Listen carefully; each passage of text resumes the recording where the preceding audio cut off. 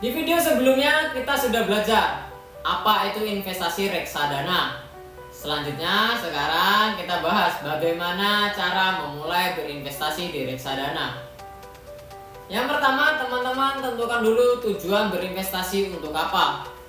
Apakah untuk menabung, mempersiapkan dana pensiun, mempersiapkan dana darurat, mengumpulkan modal untuk investasi selanjutnya, atau menabung untuk membeli kebutuhan pribadi teman-teman.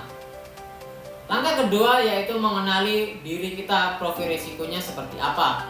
Ada 3 profil risiko dalam berinvestasi. Yang pertama, profil risiko konservatif, yang mana teman-teman mengharapkan keuntungan di atas deposito tetapi dengan risiko yang serendah-rendahnya. Profil risiko kedua yaitu moderat.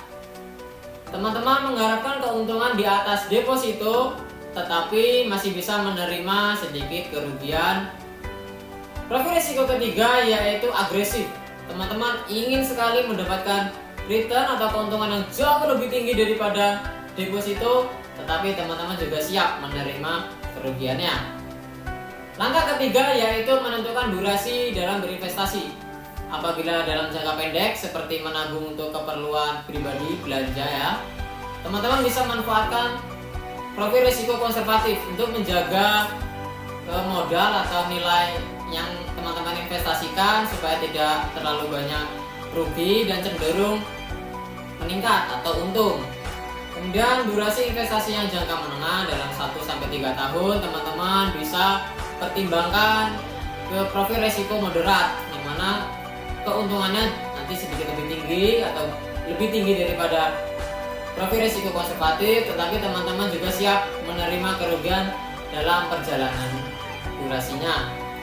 Durasi yang ketiga yaitu jangka panjang atau di atas 3 tahun, seperti untuk mempersiapkan tabungan pensiun atau untuk dana darurat juga bisa. Teman-teman bisa manfaatkan atau pertimbangkan profil risiko agresif.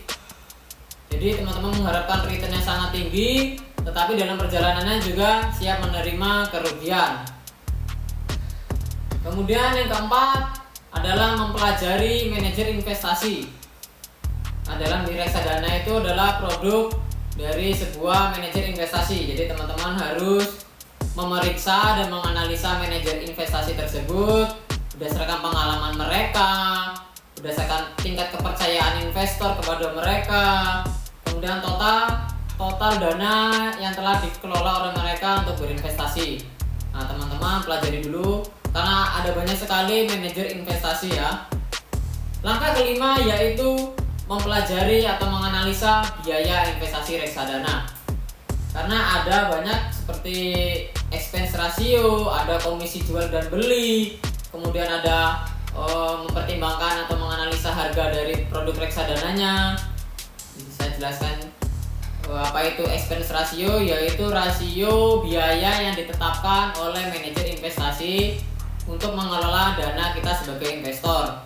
Semakin kecil nilai expenses ratio, artinya biaya untuk mengelola dana kita sangat sedikit sekali. Jadi ini keuntungan bagi investor ya, bagi kita. Kemudian kita harus memeriksa atau menganalisa komisi atau biaya jual dan beli dari reksadana tersebut. Karena ada beberapa manajer investasi yang memberlakukan biaya tersebut dan ada juga yang tidak atau gratis. Kemudian kita juga harus memeriksa harga dari reksadana tersebut. Karena semakin tinggi nilainya, nanti nilai yang kita investasikan juga berdampak pada jumlah atau barang yang kita dapat dari produk reksadana tersebut.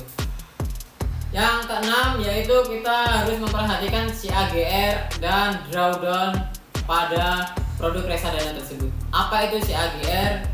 Yaitu mudahnya rasio tingkat keuntungan dalam 1 tahun, dan drawdown adalah maksimal dari penurunan produk reksadana tersebut dalam 1 tahun.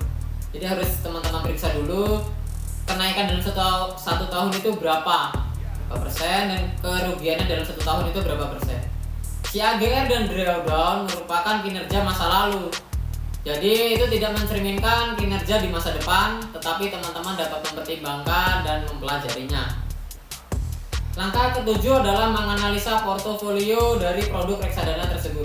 Jadi dana kita dikelola oleh manajer investasi dengan cara kita lihat dari portofolio mereka, kemana saja uang kita atau modal kita dikelola. Jadi kita bisa memeriksa mereka berinvestasi di instrumen apa. Nah, kita bisa periksa itu ya. Itu bisa berganti-ganti ya teman-teman, tergantung dari manajer investasinya, karena itu dilakukan untuk memaksimalkan keuntungan bagi manajer investasi dan tentunya bagi investornya.